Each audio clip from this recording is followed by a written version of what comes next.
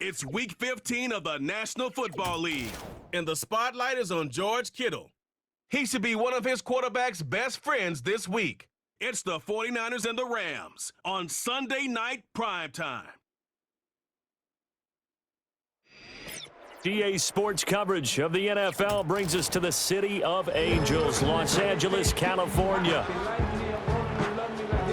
With Charles Davis, as always, I'm Brandon Gaudin. And Charles, you talk about storylines in this one. I think it begins and ends with our two quarterbacks, certainly two of the best in the business. And nowadays, I don't think you can get by for long periods of time without a top-flight quarterback. The way the game is played, with all the responsibility he has and how the game flows through him, if he's not on the top of his game, your team's not going to benefit at all.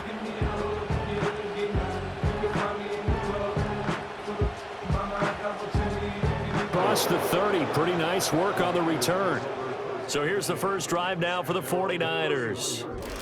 And leading them out, their signal caller, now in his fourth season in the NFL.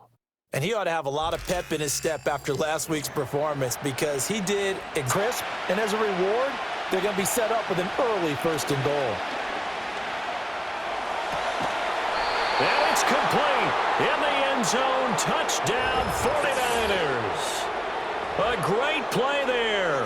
His second touchdown on the season. And the 49ers are on the board first on the road here in L.A. Looking sharp on that first drive. These guys, of course, coming off back-to-back victories. And you see that. Purdy sets up to throw again. That is caught by the tight end, Kittle. Touchdown, 49ers. A 1-yard touchdown pass. And the 49ers have now taken the lead. What a great weapon. So often, such a big mismatch. And there's no... Purdy. And across the chalk into the end zone. It's a 49er touchdown. Deebo Samuel. Halfway to 100 now with career touchdown number 50. And the Niners will extend their lead in the final minute of the half. And that's certainly an important score right there because they gave themselves a 2-score cushion heading towards halftime. Now a chance to make that big play really hurt. It's 1st and goal just outside the 5. He'll dump that one off to Mitchell. And he's going to take it in. Touchdown, San Francisco. Elijah Mitchell, a 7-yard touchdown grab. And the 49ers have taken a 2-touchdown lead now. CD, it seemed like they were so focused on the guys out wide, they forgot about him out of the backfield. That's a really good point because you've got to communicate, and oftentimes when you start counting...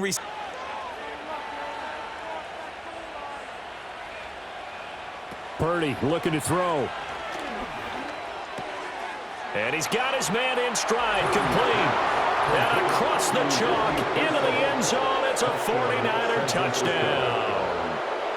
Ricky Pearsall from 17 yards out. And the Niners add on to their lead, and they are also closing in on a 5th straight victory.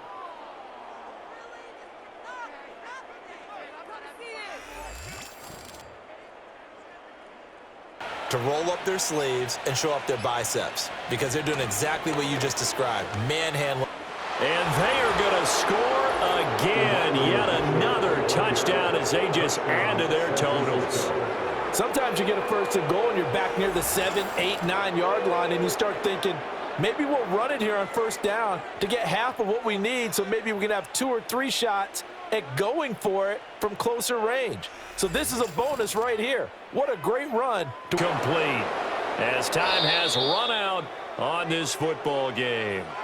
So the victory here for San Francisco, and we talk so much about the turnover battle, determining who wins, who loses. This game, no exception. Air-free football, no turnovers at all, and they win it. So this is one you don't have to convince your team that what you're saying is accurate. And you know what I'm talking about. Head coach always stands up in front of the team and says, guys, if we do this, this, and this, we'll win.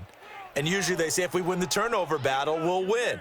Well, here's the proof right there. Win the turnover battle, go on to victory. Now the guys believe. You move on to the next lesson where you have to convince them. This one is now planted. So for San Francisco, the final 3 weeks are going to tell the story as they move to 9-.